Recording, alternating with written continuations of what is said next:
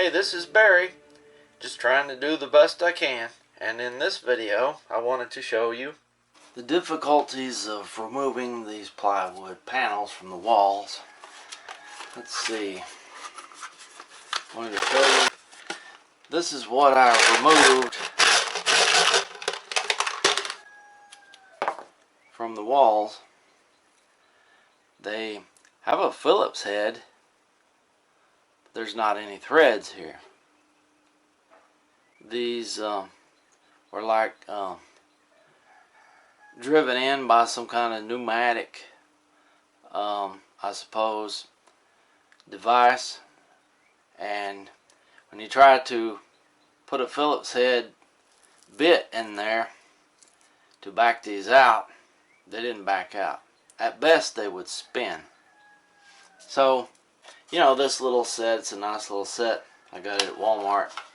But you know, put a bit in here, and that way, because I found if you try to do it with a drill with a screwdriver bit, you strip these out every time.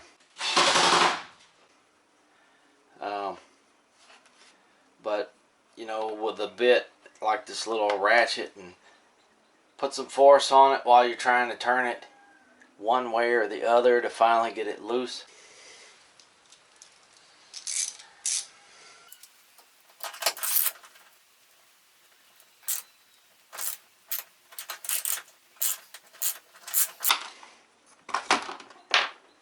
I found that if you could get it loose, you know, I'd use this tire spoon.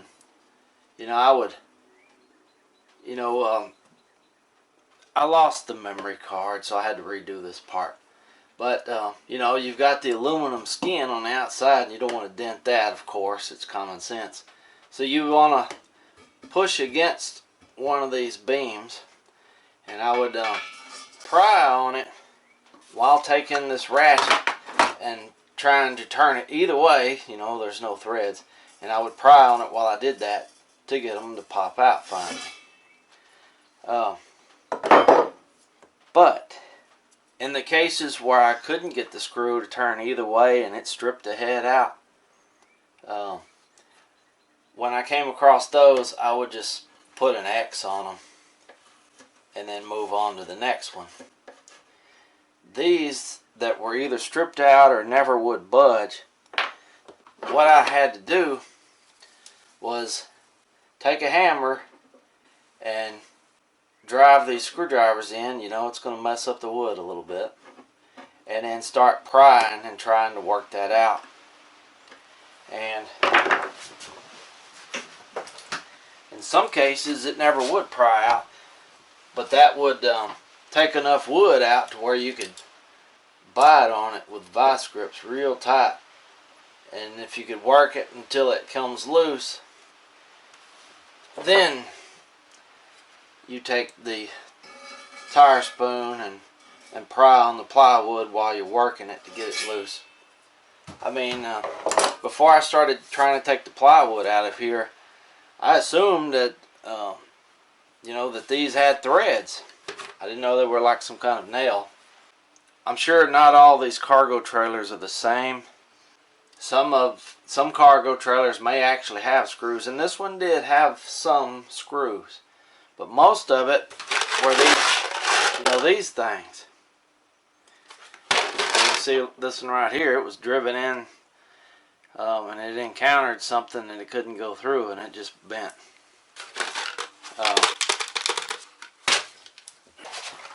But I wanted this this wall to be very strong, and the structural integrity of this trailer, this plywood, adds some strength.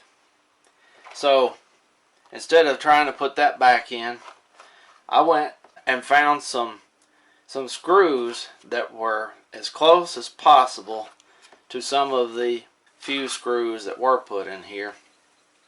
You know, these were kind of countersinking, self-tapping, and they went in nicely in the same places where these nails, or whatever you call them, had been. I think I got these at Lowe's.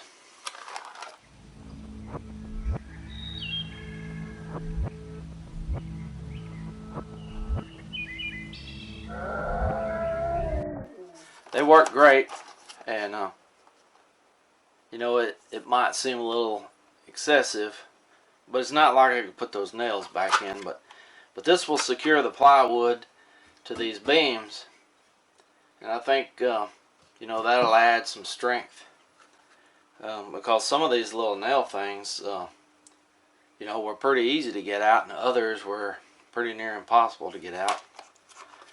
But all these trailers are probably are put together different, but I wanted to show you a few more details about what I encountered with this trailer.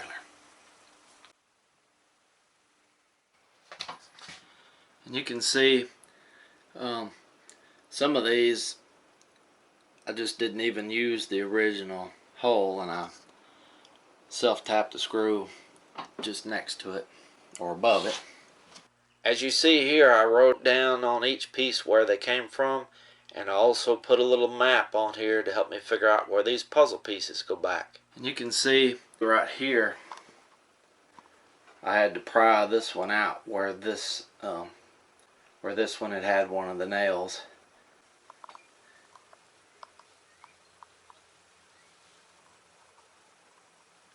But it worked out pretty good using these screws. And I'm going to install a 30 amp RV plug. Now what I've done is I've measured out where my wall is going to be. In this corner will be the bed. And this is where the wall will be, running this way. Then this will be the wet bath, the RV wet bath area. And then another wall right where these lines are. And on this side of that wall I just showed you is where my kitchen sink and refrigerator and counter will be. So I want to put this plug right in this location right here, which will be beside that wall.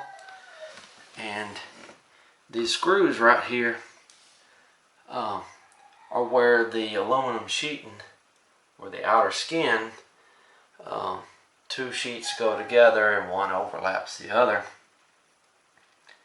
And that way I can use that screw, this screw right here, to measure from on the outside to get an idea where it's going to be on the outside. Now what I need to do is take this part right here and determine where the center hole needs to be. And I'll have to get an assistant to hold a 2x4 on the other side, and I can take a punch and make a place to drill the pilot hole. Okay, now I've determined from the outside I need about 3 inches from this screw right here, which will put it right about there. I'll mark the center of this. Now that I've marked where the edge of this needs to come to, 3 inches away from that, which is it needs to clear this wall. That looks like it'll clear the wall that's going to be there eventually. Okay, right about there. So now what I will do is use that as a reference and put a hole, a mark right here.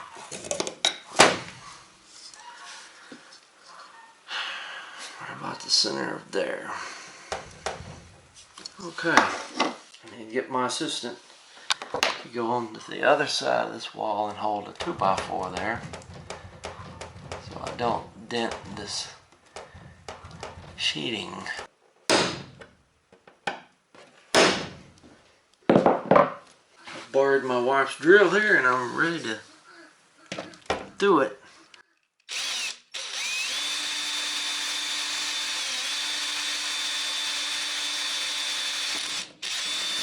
There it is. Then we're going to hole saw the same size as this. And once I get that hole done, then I'll be just about halfway finished. Now we'll go to the outside and make a larger hole from the outside. Okay, here I go. Hope this turns out okay.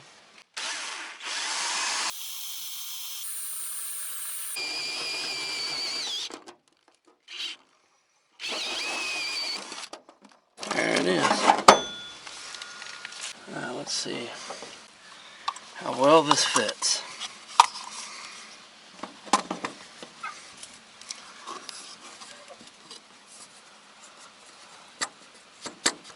Fairly snug.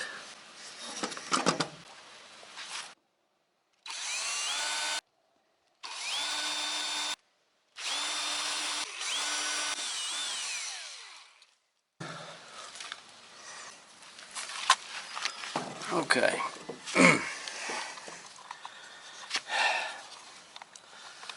Let's see here now.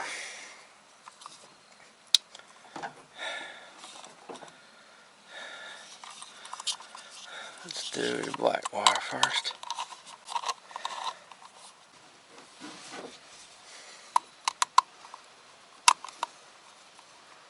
Let's do the neutral wire next.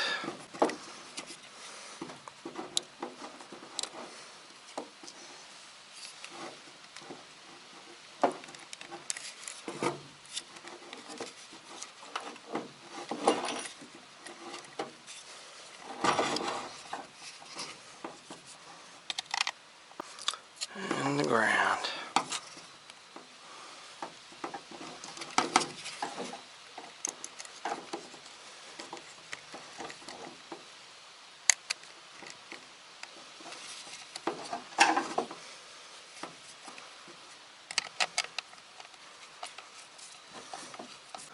Make sure these are all fairly tight.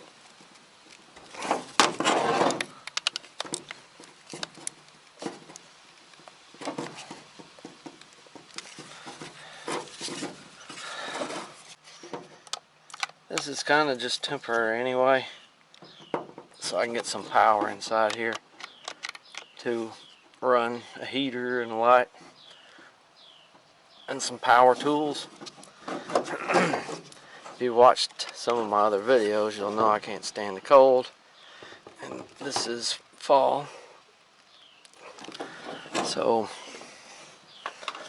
that way I can do some work on the inside in the heat. Okay, I think that's just about ready there.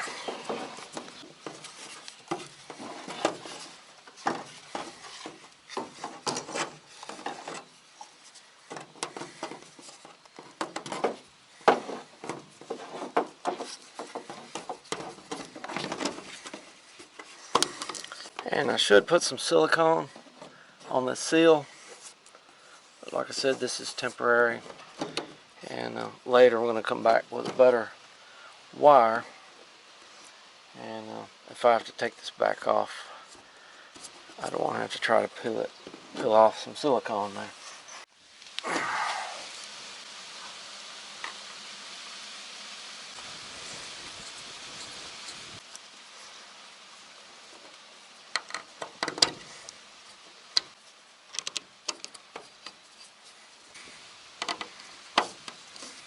This RV plug, I got it off of Amazon, and I'll try to find the link for it and put in the description below the video. Okay, that looks pretty good. I didn't show before that you have to put this on the wire first because I already have a socket on the end. Like I said, this is just temporary so I can run some tools and a heater in here.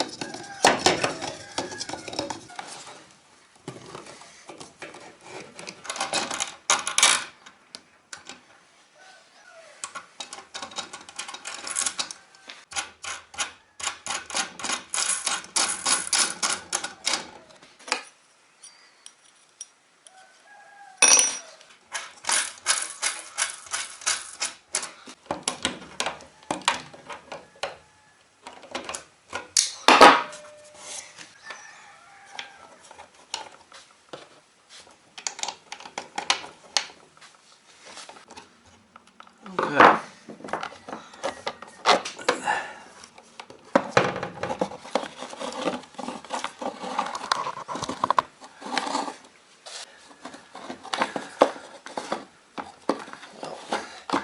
That's all I need right there. Let's test this out. I've got the cord running from my work shed, and I have this adapter to adapt this 30 amp to 120, and I got this at Amazon as well.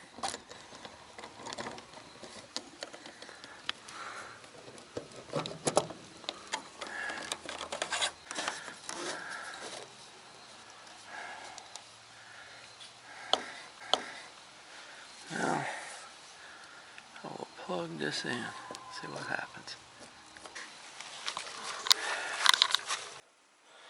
Okay, I have this light,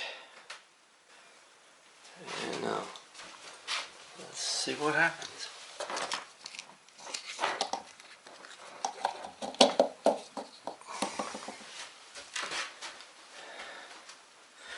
I don't know if these bulbs will even work, they're ancient.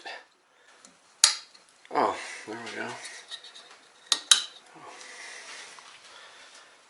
Yeah, it works.